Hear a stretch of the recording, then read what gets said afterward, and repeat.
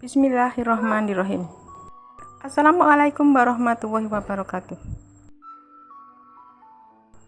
Salah satu rukun dalam melaksanakan ibadah umroh dan haji adalah sa'i.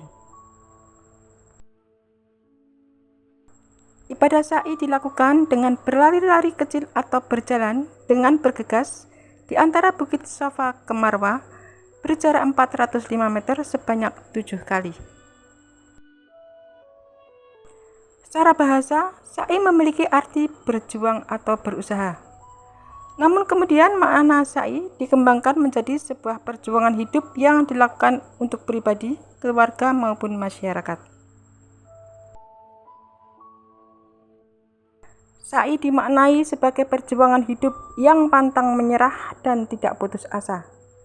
Bahwa hidup harus dijalani dengan penuh kesabaran, ketakwaan, serta ketawakalan terhadap Allah Subhanahu wa Ta'ala. Pelaksanaan sa'i dilakukan dari Bukit Shafa. Ketika berada di Bukit Shafa, jemaah naik ke atas bukit menuju Marwah dan kemudian menghadap ke Ka'bah. Ibadah sa'i erat kaitannya dengan kisah Siti Hajar dan putranya Nabi Ismail alaihissalam. Sa'i merupakan salah satu ibadah yang wajib ditunaikan dalam rangkaian pelaksanaan haji. Sa'i dilakukan di antara Bukit Shafa dan Marwah. Lalu bagaimana tata cara pengerjaan sa'i? Sa'i dalam ibadah haji bermakna masya atau berjalan. Sedangkan menurut istilah, sa'i adalah menempuh jarak yang terbentang antara Shafa dan Marwah sebanyak 7 kali pulang pergi, setelah melaksanakan ibadah tawaf dalam rangka manasik haji atau umroh. Dari pengertian tersebut bisa dipahami bahwa sa'i yakni berjalan antara Bukit Shafa dan Marwah sebanyak 7 kali putaran pulang pergi dan dikerjakan setelah tawaf. Disyariatkannya sa'i bagi jamaah haji termaktub dalam surat Al-Baqarah ayat 158 yang artinya sesungguhnya Shafa dan Marwah merupakan sebagian syiar agama Allah, maka siapa yang beribadah haji ke Baitullah atau berumroh tidak ada dosa baginya mengerjakan sa'i antara keduanya. Siapa yang dengan kerelaan hati mengerjakan kebajikan, maka sesungguhnya Allah Maha mensyukuri lagi Maha mengetahui. Selain itu, Rasulullah SAW melalui sabdanya memerintahkan untuk mengerjakan sa'i. Barah binti Abu Tajrah menuturkan bahwa Rasulullah SAW melakukan ibadah sa'i pada ibadah haji beliau antara Shafa dan Marwah, dan beliau bersabda, "Lakukanlah sa'i karena Allah telah mewajibkannya atas kalian." Hadis riwayat Daruqutni. Untuk pengamalannya, sa'i perlu memenuhi syarat dan tata cara berikut agar bisa sah. Yang pertama yaitu melakukan sa'i setelah tawaf. Yang kedua, berjalan sa'i di tempatnya atau masya, yaitu jalan yang memanjang antara Shafa dan Marwah. Kemudian yang ketiga, ketika sa'i membaca doa yang diajarkan oleh Rasulullah SAW. Kemudian yang keempat, mulai berjalan sa'i dari Bukit Shafa ke Bukit Marwah sehingga terhitung 1 kali putaran. Kemudian yang kelima, berjalan lagi dari Bukit Marwah ke Shafa yang terhitung putaran selanjutnya. Yang keenam, lanjut berjalan antara Shafa ke Marwah hingga 7 kali. Sa'i harus dilakukan dengan berjalan sebanyak 7 kali antara Bukit Shafa dan Marwah. Adapun jarak antara Shafa ke Marwah tidak sampai 400 meter. Para ulama berbeda dalam menjelaskan jaraknya. Mengerjakan sa'i dengan terus bersambung dan tidak terputus jeda yang lama antara putaran satu dengan putaran berikutnya. Ketersambungan ini sifatnya sunnah dan apabila ditinggalkan maka tidak merusak sa'i tetapi mengurangi pahalanya. Berniat sa'i hukumnya sunnah. Jika seseorang jemaah secara tidak sengaja berjalan antara Shafa ke Marwah tanpa berniat mengerjakan sa'i, lalu tiba-tiba ingin menjadikan langkahnya yang sudah dilakukan sebagai ibadah sa'i, maka hukumnya sudah dianggap sah. Disunahkan sebelum memulai sa'i untuk mengusap Hajar Aswad dan setelah mengerjakan sholat sunnah tawaf 2 rakaat. Kesunahan ini berlaku apabila Hajar Aswad memungkinkan atau tidak ada halangan dalam menyentuhnya. Sebab jemaah haji yang jumlahnya banyak. Imam Nawawi berpendapat bahwa mengusap Hajar Aswad dapat diganti dengan melambaikan tangan saja dari atas Bukit Sofa. Saat melaksanakan sa'i disunahkan bagi jemaah dalam keadaan suci dari hadas besar maupun kecil. Sebagaimana sabda Rasulullah SAW dari Aisyah ketika dia mendapat haid saat haji. Kerjakan semuanya sebagaimana orang-orang mengerjakan haji, namun jangan lakukan tawaf di Ka'bah hingga kamu suci. Hadis riwayat Bukhari. Hadis tersebut hanya menyebutkan wanita haid tidak boleh tawaf, sehingga perempuan haid boleh melakukan sa'i. Jamaah pria disunahkan untuk naik ke atas Bukit Safa dan Marwah dan ketika di atas selalu menghadap kiblat, sementara perempuan tidak disunahkan demikian. Khusus bagi laki-laki hukumnya sunnah berlari kecil pada bagian tertentu dan tidak bagi perempuan.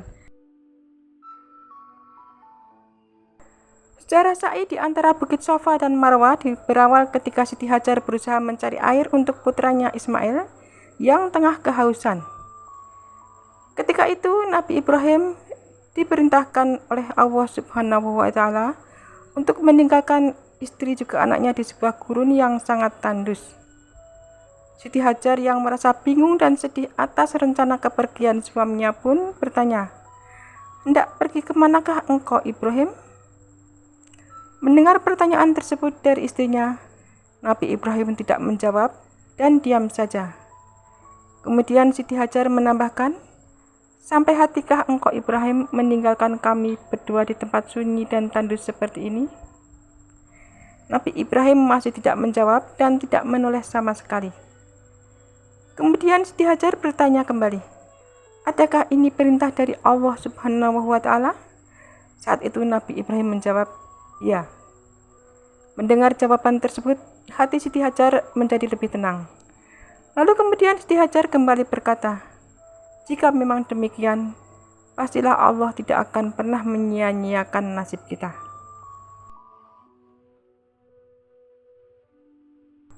Nabi Ibrahim kemudian pergi meninggalkan Siti Hajar dan juga Nabi Ismail dengan membekali mereka makanan dan minuman. Akan tetapi bekal yang diberikan Ibrahim tersebut lama-kelamaan habis juga. Siti Hajar kemudian berusaha mencari air untuk anaknya. Dari tempat ia berada, Siti Hajar melihat sebuah bukit, yaitu Bukit Safa.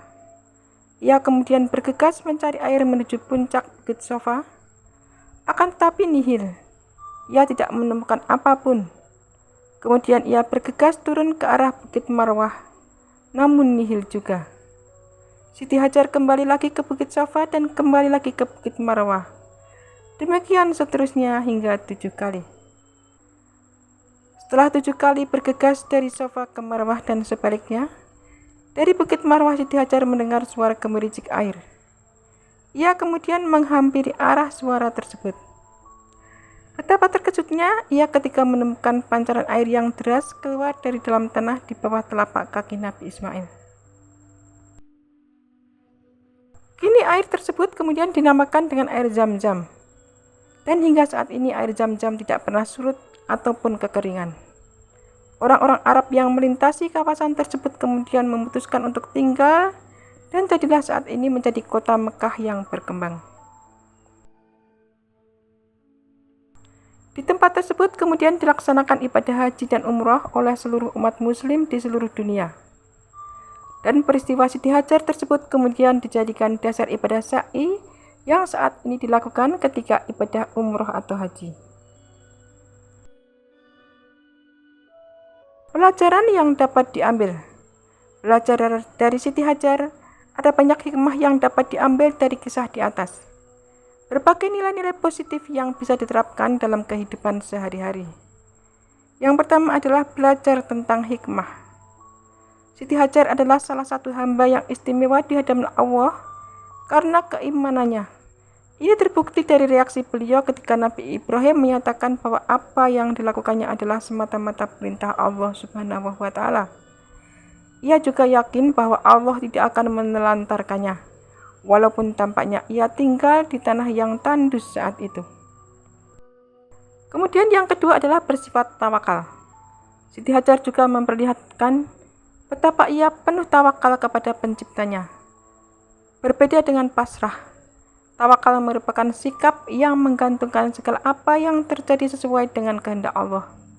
Oleh karena itu, dalam sikap tawakal juga ada peran ikhtiar Siti Hajar di dalamnya.